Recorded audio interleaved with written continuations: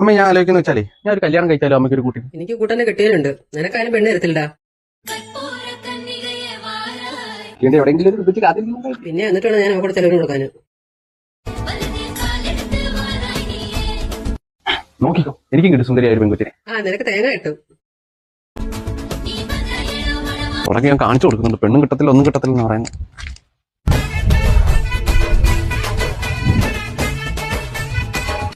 ഇത് തന്നെ ഞാൻ മനസ്സിലാലോചിച്ചെന്റെ പെൺകുച്ചി.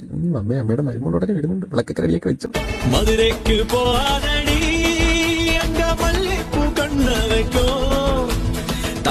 എന്റെ പെണ്ണിനെ വിളിക്കുന്നു കളർ മുടി.